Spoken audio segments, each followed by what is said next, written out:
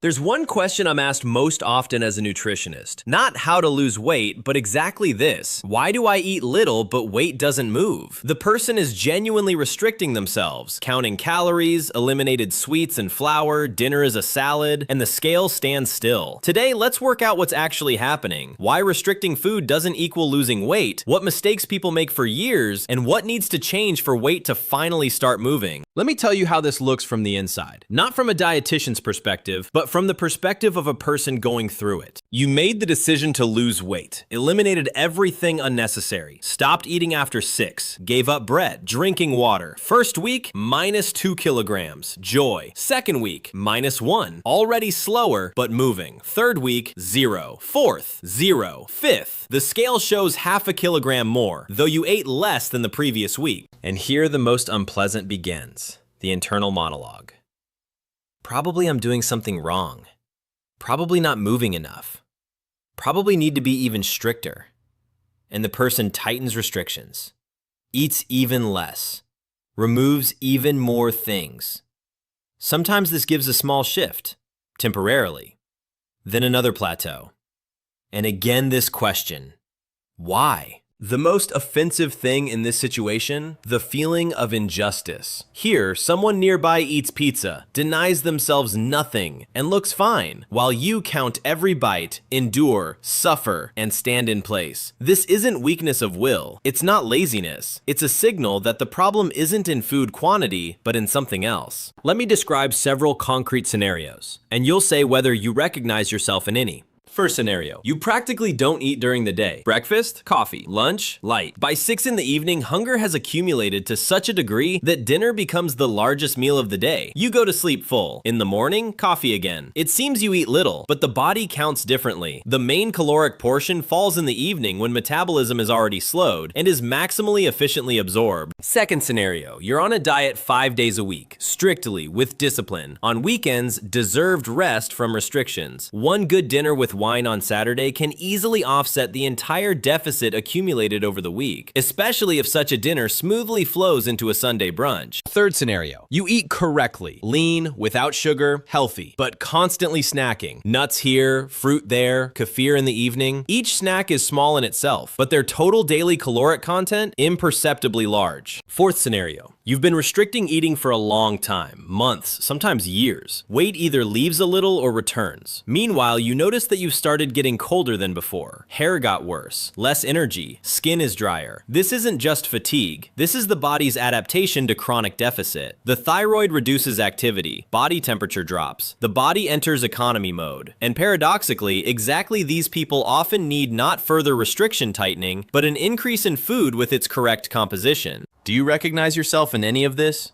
Now, one more moment that people almost never connect to weight, digestion. More precisely, how the intestine works. Bloating after eating that has become habitual. Irregular stool every 2 days or rarely. A heaviness feeling even after a small portion. Most people perceive this as a separate problem. Well, something's not right with the intestine. And in reality, this is part of the same picture. Because intestine function directly affects how food is absorbed, how appetite is regulated, and how the body uses energy. And the last one in this section. There's a moment that arises in many after several months of fruitless attempts. Apparently, this is just my body type. Sometimes it's added, mom was also heavy. This is genetics. Genetics does influence, that's true. But genetics determines predisposition, not a verdict. With the right approach to physiology, to insulin, the microbiome, fiber, people with any genetics achieve results. Just for some, it requires a bit more time and precision. Now, the mechanism. I'll explain as a nutritionist, without oversimplifications of the just eat less and move more level, but also without a 3-hour lecture. Let me start with the main paradox that explains almost everything. And I'll warn in advance, what I'll say now may sound counterintuitive, especially for those who've spent years trying to solve the problem through further food restriction. The body doesn't want to lose weight. This isn't a metaphor, it's physiology. From an evolutionary perspective, fat stores are survival. Hunger is a threat. And when you begin eating less, the body perceives this not as excellent, let's shed the excess, but as attention, resources have decreased, need to rebuild, and restructuring begins immediately. It looks like this. With prolonged caloric restriction, basal metabolism decreases, meaning the body begins spending less energy at rest. Studies show that with aggressive caloric restriction, metabolism can decrease by 15 to 30%, meaning a person who previously maintained weight at 2,000 kilocalories after several months of dieting will maintain it at 1,600. And exactly this explains the plateau effect. First mechanism, hormonal regulation of hunger and satiety. Two key hormones.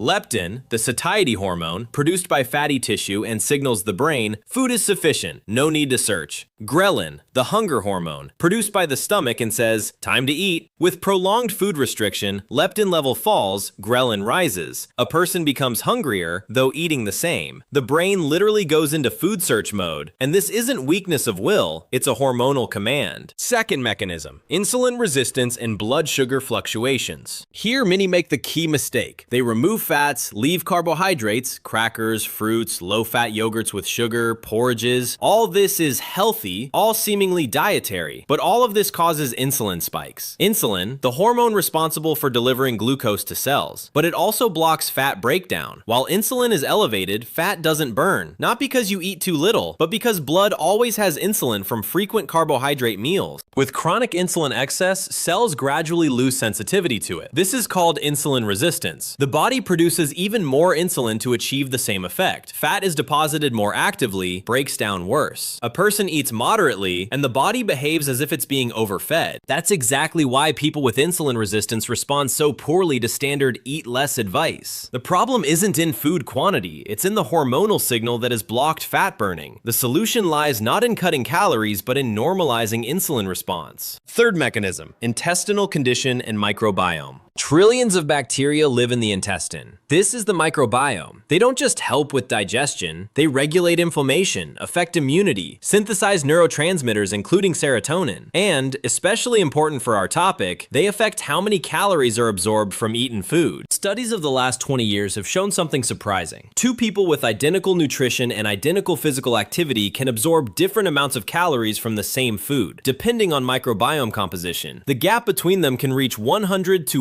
150 kilocalories per day, which over a year adds up to several kilograms difference in weight, without a single nutritional change. Additionally, with poor microbiome, synthesis of short-chain fatty acids is disrupted, which nourish intestinal wall cells and affect appetite regulation. The gut-brain axis function is disrupted. The brain gets satiety signals worse. A person doesn't feel full normally, and continues eating even when objectively satisfied. Fourth mechanism, fiber deficiency. This is possibly the most mass problem in modern nutrition. Meanwhile, it's rarely talked about. Fiber is not a nutrient in the classical sense. The body barely absorbs it, but that's exactly why it's so important for weight loss. Soluble fiber, when in contact with water in the stomach, forms a gel, a viscous mass that slows gastric emptying. Food stays in the stomach longer. Satiety signal holds longer. A person eats less, not because they're forcing themselves, but because they genuinely don't want more. Moreover, this gel envelops sugars and starches, slowing their blood absorption. The insulin spike after eating becomes less sharp. Less of this release, weaker fat burning blocking, better weight control. And finally, fiber is food for beneficial intestinal bacteria. Without sufficient fiber, the microbiome degrades. Species that support leanness and health yield to those that provoke inflammation and enhanced calorie absorption. Normally, an adult should receive 25 to 30 grams of fiber per day. According to various studies, most people receive less than half this amount, especially on dietary nutrition, when bread, grains, legumes are removed, leaving only protein and vegetables in small quantities. Fifth mechanism,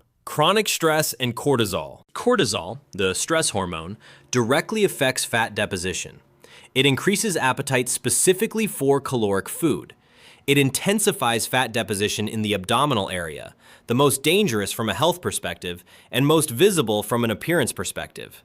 And it reduces cell sensitivity to insulin, closing the vicious cycle already worked through. A person in chronic stress can eat by the gram and not lose weight because the hormonal background literally doesn't allow fat to break down. This isn't an excuse and not an explanation for self-consolation. This is physiology that must be accounted for in any weight reduction strategy. Now let's work out the mistakes. Not abstract bad habits, but specific things people do with the best intentions and which work against them. Mistake 1, eating little but rarely. Eating less means fewer calories. calories. Seems logical. But when 6 to 8 hours pass between meals, blood sugar sharply drops. The body goes into stress mode. The brain demands quick energy, meaning sweets, flour, anything that gives a quick sugar spike. By the next meal, the person is so hungry that controlling portion and food composition is very difficult. Moreover, long breaks between eating slow metabolism. The body adapts to irregular energy intake and begins economizing. Paradox. The person eats little and rarely, while the body in economy mode burns even less. Mistake 2. Removing fats, leaving carbohydrates. Fatty means you'll get fat. This logic seems obvious, but it's wrong. Dietary fats don't directly deposit into fat stores. That requires insulin. And insulin is released in response to carbohydrates, primarily fast ones. Removing fats and leaving healthy carbohydrates, crackers, fruits, low-fat yogurts, fat-free cottage cheese with honey, a person maintains constantly high insulin levels. Fat doesn't burn with this. And without sufficient dietary fats, fat-soluble vitamins are absorbed worse, hormone synthesis is disrupted, and satiety function works worse. Mistake 3. Counting calories but not counting quality. 1,200 kilocalories from buckwheat with chicken and 1,200 kilocalories from crackers with low-fat cottage cheese and juice. This is formally the same caloric content, but they'll give fundamentally different hormonal response, different satiety, different microbiome effect, and different scale results in 3 months. A calorie isn't a calorie, depending on where it comes from. Mistake 4. Doing cardio on an empty stomach hoping to burn fat. If right after sleep, without food, means the body will go to fat stores. This theory is popular, but reality is more complex. Empty stomach cardio in people with disrupted metabolism and fiber deficit often gives the reverse effect. The body destroys muscle tissue, not fat. Fewer muscles, lower basal metabolism, the body burns fewer calories at rest. A closed cycle. Mistake 5. Sharply restricting, then having a binge, then restricting again. This is the most destructive pattern. Each diet binge cycle slightly changes body composition for the worse. During strict restriction, not only fat leaves, but also muscle mass. During a binge, primarily fat returns. After several such cycles, the person has less muscle and more fat than before starting attempts. Metabolism worsens. Losing weight each time becomes harder. Mistake 6. Ignoring fiber in the chase for protein. In recent years, protein emphasis has become very popular, and it's justified. Protein satisfies, preserves muscles, requires more energy to digest. But often in the chase for protein, grains, legumes, whole grain foods completely leave the diet. That is, the main fiber sources. The intestine suffers, the microbiome degrades, appetite becomes more poorly regulated, and here a person eats correctly. Lots of protein, few carbohydrates, while the intestine doesn't manage, bloating is present, no satiety. Now, what really works? Not a quick diet, not a detox, not fasting, but a systematic approach that changes the picture sustainably. First, normalize insulin response through food composition, not quantity. This is the most important shift in thinking, not how much to eat, but what to eat first. If at the beginning of every meal you eat protein and fiber, and carbohydrates come later, the insulin spike is significantly less. The same products in different order give different hormonal response. This isn't theory, it's documented in studies. Practically, this looks like this. First, vegetables or salad, then protein, then, if needed, carbohydrates, not the reverse. This simple technique reduces peak blood glucose level after eating by about 30 to 40% compared to the usual order. No need to change products, no need to count calories, just change the sequence. Second, restore meal regularity. 3 normal meals without snacks between them. This is a powerful tool for insulin normalization. Between meals, insulin manages to drop to basal level. The body manages to switch to fat breakdown mode. Exactly what's needed. Snacks constantly keep insulin elevated, even if they're healthy nuts or fruit. And while it hasn't dropped to basal level, fat doesn't burn. While constantly snacking, insulin never falls, and resistance gradually, imperceptibly increases. Third, fiber as the key appetite control tool. Here we approach the most practical. Soluble fiber, the most powerful natural hunger regulator that exists. It physically slows food digestion, creates a prolonged sense of stomach fullness, levels out blood sugar spikes, and feeds beneficial intestinal bacteria. Products with high soluble fiber content, legumes, beans, lentils, chickpeas, oats, apples, pears, carrots, onions, garlic, all this should be present in the diet regularly, not episodically. But there's a problem. Many people starting to eat more fiber sharply get bloating, discomfort, heaviness, because the intestine and microbiome aren't ready for such quantity. Gradualness is needed. Fourth, Give the intestine a tool for restructuring. This is a separate point because intestinal condition, this isn't just an accompanying story. This is the central link in weight management. Without a healthy intestine, any dietary efforts give less result than they could. What helps the intestine? Regular soluble fiber as a prebiotic, fermented products, adequate drinking regime, water, not juices and coffee, and avoiding what destroys the microbiome, excess antibiotics, processed products, artificial sweeteners. The last is often missed. Many switch to diet products with sugar substitutes thinking they're doing the right thing, but a number of artificial sweeteners disrupt intestinal bacteria composition and can worsen insulin response, giving the reverse effect. Fifth, reduce the stress background, because without this, everything else works at half strength. Cortisol. This isn't just poor well-being. This is a hormone that actively interferes with fat metabolism. Sleep 7 to 8 hours, walks at least a few minutes a day without a phone, breathing techniques. These aren't soft magazine advice. This is the physiology of weight management. There's one little known fact about cortisol and weight. Chronically high cortisol reduces brain sensitivity to leptin, the satiety hormone, meaning a person is objectively full, leptin is in the blood, but the brain doesn't hear it. This is one more reason why people in chronic stress eat more than needed, even when genuinely trying to control nutrition. And sixth,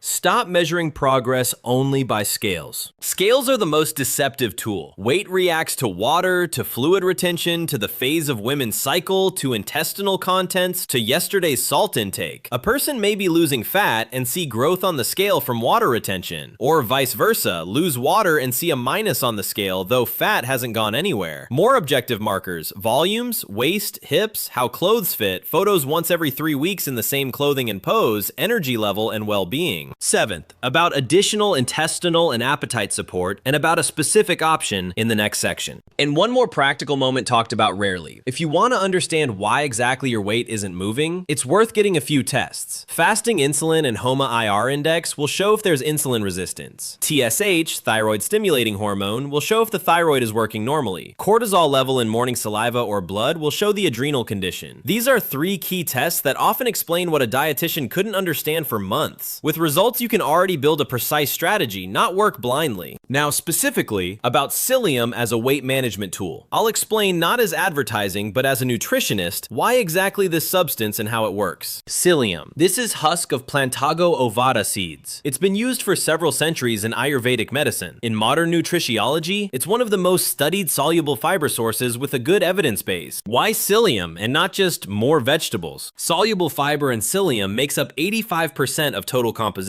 This is very high concentration. 1 tablespoon of psyllium in water absorbs up to 45 milliliters of liquid and turns into a gel. This gel enters the stomach, and the stomach is physically full. Stretch signals go to the brain. Appetite decreases, not through willpower, but through mechanical feedback. How does this specifically affect weight? First effect, appetite control. If you drink psyllium in water 20 to 30 minutes before eating, the food portion at the next meal naturally decreases. Not because you decided to eat less, the stomach is simply already partially full, and the enough signal arrives earlier. Second effect, blood sugar leveling. Psyllium gel envelops carbohydrates in the intestine and slows their absorption. Blood glucose spike after eating becomes gradual, not sharp. Less insulin, less fat burning block. Third effect, microbiome support. Psyllium, a prebiotic. Soluble fibers serve as food for bifido and lactobacteria. Regular intake gradually improves microbiome composition, and this, as we work through, directly affects caloric absorption and appetite regulation. Fourth effect, intestinal function normalization. With irregular stool, part of processed substances remain in the intestine are reabsorbed. Psyllium gently accelerates intestinal content transit without causing irritation. Unlike laxatives, it doesn't create dependency and doesn't disrupt normal peristalsis. The product discussed today: Now Foods Psyllium Husk Caps 700 milligrams, 180 veg caps. Composition is maximally clean, 100%